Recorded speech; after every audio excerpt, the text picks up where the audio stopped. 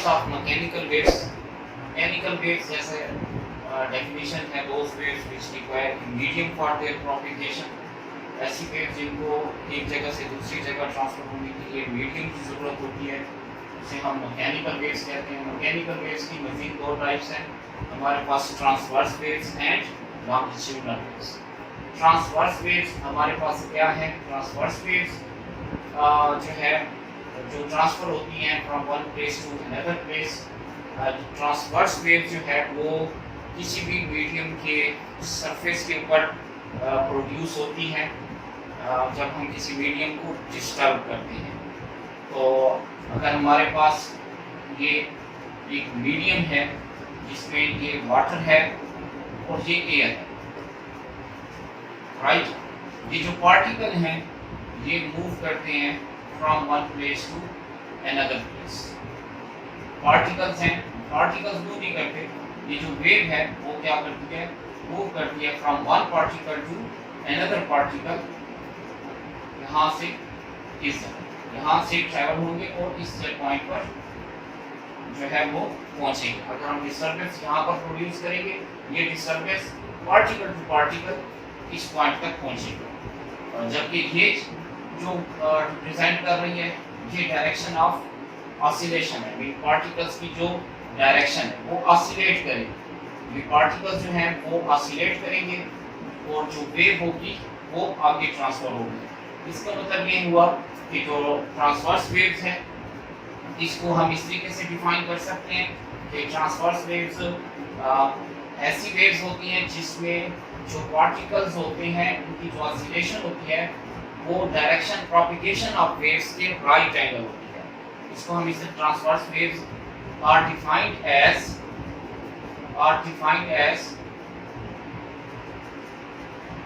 the oscillation of particles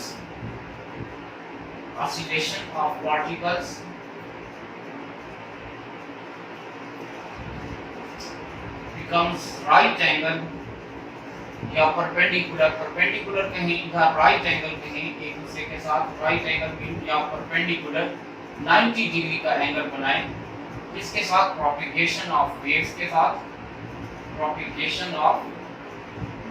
साथ तो हम कहते हैं आर कॉल्ड ट्रांसवर्स वेव्स।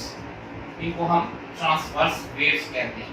तो ट्रांसवर्स वेव्स क्या है? जिसमें पार्टिकल्स जो होते हैं मीडियम के वो जो उनकी ऑसिलेशन होती है वो प्रोपगेशन ऑफ वेव्स के साथ 90 डिग्री का एंगल बनाते हैं या परपेंडिकुलर टू ईच अदर होते हैं, एक दूसरे के साथ 90 डिग्री या परपेंडिकुलर होते हैं।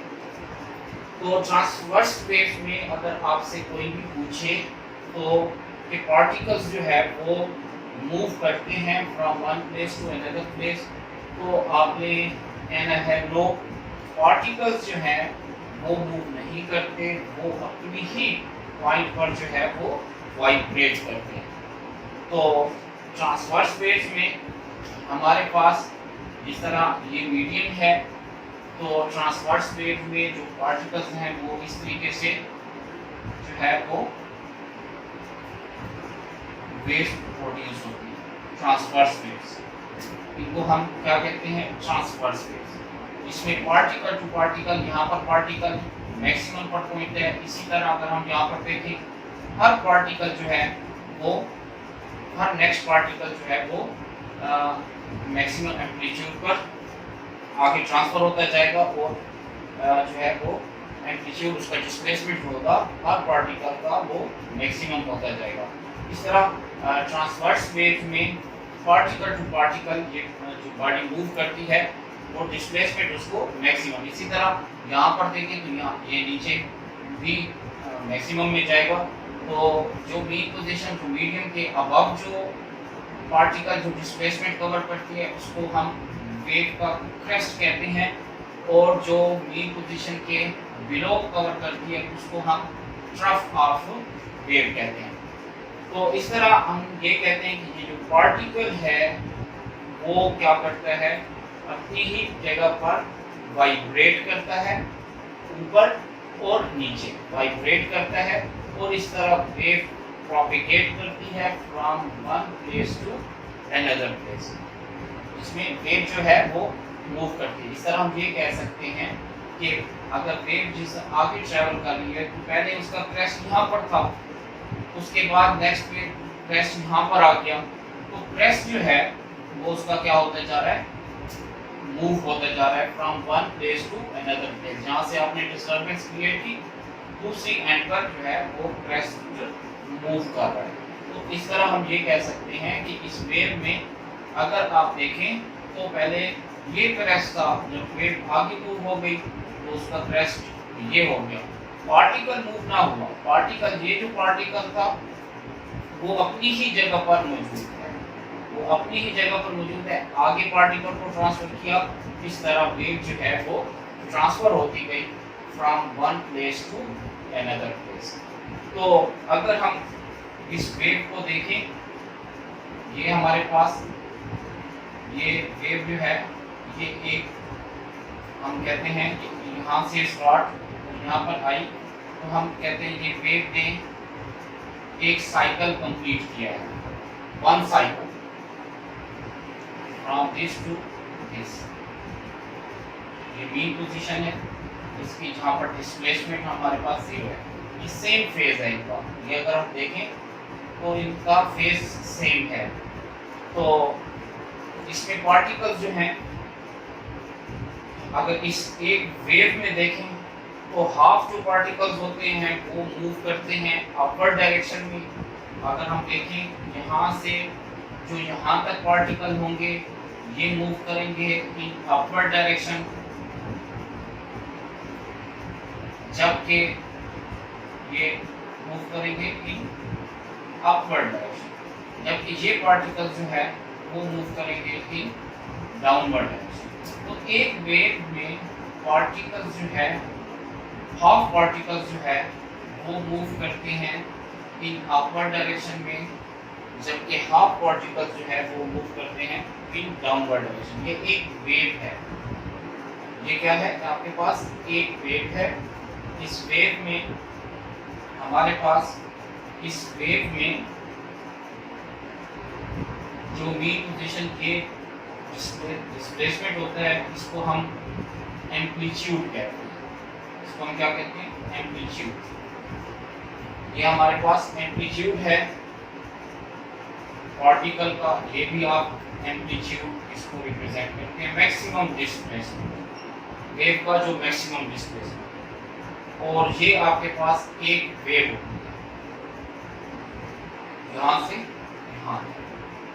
और अगर हम इस ट्रांसवर्स वेव्स के पैरामीटर्स की बात करें तो आपके पास ये जो यहाँ से यहाँ इस point 1 point two another point, ये जो डिस्टेंस है इसको हम वेव लेंथ कहते हैं। ये जो आपके पास एक वेव बनी हुई है, डिस्टेंस फ्रॉम यहाँ this to this is called wavelength, इसको हम क्या कहेंगे, वेव लेंथ कहेंगे। तो आपके पास ये जो है वेव लेंथ ये भी हो सकती है, wavelength it is represented by Greek letter lambda. या अगर हम वेव में देखें सेम फेज होना चाहिए, जैसा ये क्रेस्ट है और ये क्रेस्ट है, इन दोनों के बीच में जो डिस्टेंस होगा उसे भी हम वेव लेंथ कह सकते हैं। इसी तरह ट्रफ और ट्रफ के बीच ये भी डिस्टेंस अगर आप देखें तो इसे भी आप वेव लेंथ कह सकते हैं। यहाँ से यहाँ तक जो डिस्टेंस है इसे भी आप वेव लेंथ कह सकते हैं, 0 to 0 डिस्टेंस है ऑसिलेटर वेव का। जब उनका फेस जो होना चाहिए वो सेम होना चाहिए, फेस जो है वो सेम हो। आपको फेस यहाँ पर सेम नजर आ रहा है, क्रेस्ट और क्रेस्ट यहाँ पर भी सेम नजर आ रहा है और यहाँ पर भी तो सेम नजर आ रहा है। तो इस तरह ये हमारे पास वेव लेंथ इसको रिप्रेजेंट करते हैं और इसको ग्रीक लेटर लैम्डा से जाहिर किया जाता है। तो हम इस तरह कहते हैं ट्रांसवर्स वेव में क्रेस्ट और ट्रफ प्रोड्यूस होते हैं जो मूव करते हैं from one place to another place. और ट्रांसवर्स वेव में पार्टिकल्स की जो मोशन होती है वो प्रोपिगेशन ऑफ वेव्स के परपेंडिकुलर होती है। वेव की प्रोपिगेशन के साथ वो 90 डिग्री का एंगल बनाती है। पार्टिकल्स जो होते हैं वो ऑसिलेट करते हैं अपनी ही मेन पोजीशन पर, और जो प्रोपिगेशन ऑफ वेव्स होते हैं उनके साथ परपेंडिकुलर होते हैं, 90 डिग्री का एंगल बनाते हैं। तो ये हमारे पास क्या होती है, ट्रांसवर्स वेव्स। इसी तरह ये एक वेव है, एक वेव कंप्लीट होती है, उसको जितना टाइम रिक्वायर्ड होता है उसको हम टाइम पीरियड कहते हैं। इसी तरह एक वाइब्रेशंस, एक सेकंड में जितनी वाइब्रेशंस या ऑसिलेशंस कंप्लीट होती हैं उसे हम फ्रीक्वेंसी से रिप्रेजेंट करते हैं, उसे हम फ्रीक्वेंसी कहते हैं। तो अगर आपके पास वाइब्रेशंस 30 वाइब्रेशंस हो, 30 वाइब्रेशंस कंप्लीट होती हैं, आपके पास जितने भी टाइम है, फर्स्ट करें 2 सेकंड्स में, number of vibrations completed in 1 second, number of vibrations completed in 1 second is called frequency. एक सेकंड में जितनी वाइब्रेशंस कंप्लीट होती हैं, अगर 30 वाइब्रेशंस में 2 सेकंड में कंप्लीट होती हैं तो एक सेकंड में जितनी होगी वो फ्रीक्वेंसी होगी। तो फ्रीक्वेंसी, टाइम पीरियड, वेवलेंथ, ये हमारे पास वेव के पैरामीटर्स होते हैं। तो इस तरह ये हमारे पास ट्रांसवर्स वेव्स हैं। अच्छा जी, लॉन्गिट्यूडनल वेव्स क्या होती हैं? लॉन्गिट्यूडनल वेव्स हमारे पास ट्रांसवर्स वेव्स जिस तरह हमने पढ़ा, लॉन्गिट्यूडनल वेव्स ये भी मैकेनिकल वेव्स की टाइप्स है। मैकेनिकल वेव्स में अगर आप देखा जाए तो जो वेव्स प्रोड्यूस होती हैं वो मीडियम में ही होती है। जिस तरह ट्रांसवर्स वेव्स में सरफेस, मीडियम की सरफेस पर प्रोड्यूस होती हैं, इसी तरह जो लॉन्गिट्यूडनल वेव होती हैं वो मीडियम तक ही रहती हैं। लेकिन आपके पास ये मीडियम है तो ये उसके पार्टिकल्स हैं, तो ये जो आप कोई भी एनर्जी, जिस तरह मैं बोल रहा हूँ या कोई भी आप आवाज़ को प्रोड्यूस करते हैं, तो वो यहाँ से यहाँ तक जब ट्रांसफर होती है तो मीडियम में ही होती है। तो इसको हम जो है वो लॉन्गिट्यूडनल वेव्स कहते हैं। लॉन्गिट्यूडनल वेव्स को हम डिफाइन भी करते हैं, जिस तरह आपके पास कोई भी मेटल का रॉड हो और उसमें आप एनर्जी प्रोड्यूस करें इस जगह पर, तो साउंड जो है या आपकी जो एनर्जी पार्टिकल टू पार्टिकल इस मीडियम में जो ट्रेवल करेगी उसको हम लॉन्गिट्यूडनल वेव्स कहते हैं। अगर हम लॉन्गिट्यूडनल वेव्स की डेफिनेशन को देखें तो जिस तरह ट्रांसवर्स वेव्स में पार्टिकल ऑसिलेशन जो थी, प्रोपगेशन ऑफ वेव्स के राइट एंगल थी, तो इसमें अगर हम ये कहें कि ऑसिलेशन जो है पार्टिकल्स की ये जो है उसी डायरेक्शन में मूव करेंगे जिस डायरेक्शन में प्रोपगेशन ऑफ वेव्स होगी, मीन पैरेलल होंगे, इसमें पैरेलल होंगे पार्टिकल्स जो है। इसमें भी आपके पास एक बात आपने अपने माइंड में रखनी है कि पार्टिकल्स जो है वो मूव नहीं करते, मीडियम कभी भी मूव नहीं करता, वेव मूव करती है। जिस तरह वहाँ पर क्रेस्ट जो है वो क्रेस्ट और ट्रफ जो है वो मूव करते थे from one place to another place, इसी तरह लॉन्गिट्यूडनल वेव्स में हमारे पास कंप्रेशन और रेफ्रैक्शन प्रोड्यूस होता है। अगर आपके पास इसी तरह पार्टिकल्स हों, जिस तरह एयर पार्टिकल्स हैं, एक दूसरे से एक जितने फासले पर मौजूद हैं, 1 2 3, ये हमारे पास एयर पार्टिकल्स हैं, फर्ज करें, और इनके ऊपर अगर मैं पार्टिकल 1 के ऊपर फोर्स एक्सर्ट करता हूँ, एनर्जी लगाता हूँ, तो पार्टिकल 1 2 एंड 3 ये क्या हो जाते हैं, कंप्रेस हो जाते हैं। ये पार्टिकल क्या हो जाते हैं, कंप्रेस हो जाते हैं, जबकि 4 5 6 7 ये आपके पार्टिकल्स जो ये पार्टिकल्स हैं वो अपनी ही जगह पर मौजूद रहते हैं। Due to restoring force, elasticity, restoring force, particle 1 जो है ये क्या हो जाता है, वापस आ जाता है। रिस्टोरिंग फोर्स, देखिए जब आप किसी पार्टिकल पर प्रेशर एक्सर्ट करते हैं तो एक्सप्लोजन होगा, तो प्रेशर एक्सर्ट किया तो ये 1 और 3 ये क्या हो गए, अलग। पार्टिकल 1 जो है वो पीछे आ गया, राइट, और जो पार्टिकल 3 था वो क्या हुआ, उस आगे की तरफ चला गया। जिस तरह 1 में 2 और 3 के साथ कंप्रेस हुआ था पार्टिकल जब 1 के ऊपर हमने फोर्स एक्सर्ट की थी, तो ये दो पार्टिकल जो थे वो क्या हो गए, कंप्रेस हो गए, राइट। इसी तरह जब 3 को जो है एक्सप्लोजन हुआ, जब प्रेशर एक्सर्ट हुआ, तो पार्टिकल 3 आगे की तरफ मूव हुआ, तो ये जो है 3 4 5 ये क्या हो गए, एक दूसरे के क्लोज हो गए। 3 4 5 जो है वो एक दूसरे के क्लोज हो गए। तो इस तरह जो है पार्टिकल 6, पार्टिकल 7 एंड पार्टिकल 8 मौजूद है। अब देखें आपके पास क्या हो रहा है, अब इसमें कंप्रेशन जो है वो क्या कर रहा है, मूव कर रहा है। इसमें भी अगर आप देखें पार्टिकल 1 अपनी ही जगह पर मौजूद है, आगे गया वापस आया, जिस तरह to and fro mean position के आगे और पीछे जाना, राइट। तो ये हमारे पास ये हो जाएगा। इसी तरह अगर हम देखें इस पार्टिकल को, इसमें फिर प्रेशर बिल्ड, ये नेचुरल कंडीशन नहीं है। जिस तरह आप कंप्रेस करते हैं किसी भी स्प्रिंग को तो वो रिस्टोर होता है, राइट, क्योंकि ये उसकी नेचुरल कंडीशन नहीं है। तो पार्टिकल क्या होगा 3 4 5 6, इसमें अगर हम देखें तो ये 3 4 ये फिर पीछे आएगा, 3 4 5 6 7 ये पार्टिकल फिर जो है एक दूसरे के क्लोज हो जाए, राइट। तो आप देख सकते हैं इस तरह कंप्रेशन जो है वो आगे बढ़ता जाएगा। तो हमारे पास ये कंडीशंस पैदा हो जाएगी। आप ये देखें कंप्रेशन,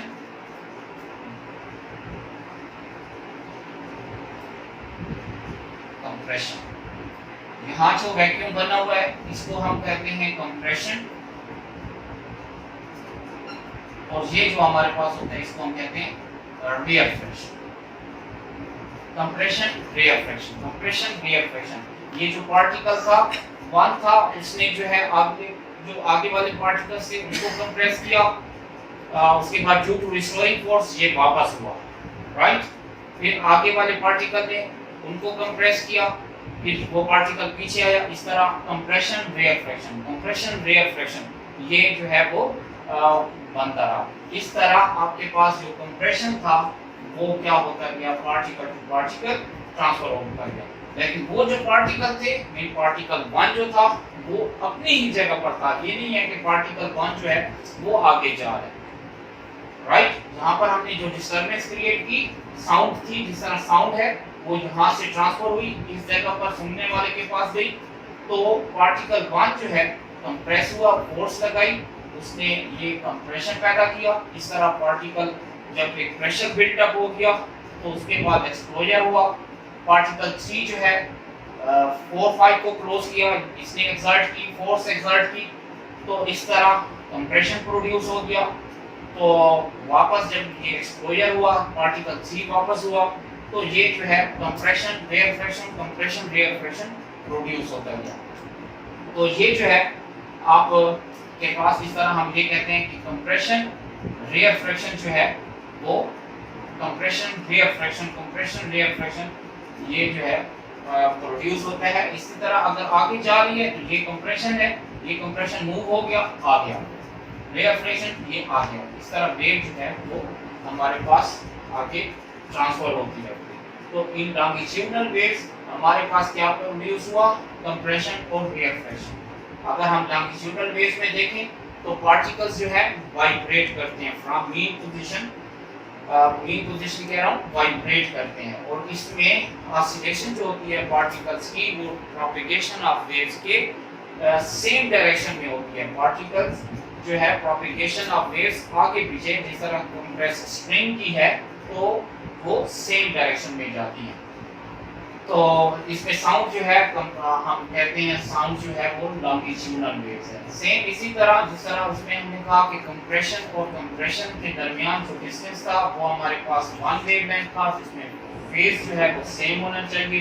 तो यहाँ पर भी वेवलेंथ जो है वो कंप्रेशन और कंप्रेशन के दरमियान डिस्टेंस में हो सकता है, या रिएफ्रेक्शन और रिएफ्रेक्शन के दरमियान ये जो डिस्टेंस है उसको हम वेवलेंथ कहते हैं। अगर हम इसकी ग्राफ की बात करें तो यहाँ पर भी आपको सेम ही ग्राफ मिलेगा, जिस तरह आपके पास स्टार्ट में था तो ये 0 था कंप्रेशन, उसके बाद यहाँ पर तो आप इसमें अगर देखें तो आपको सेम ही ग्राफ मिलता है।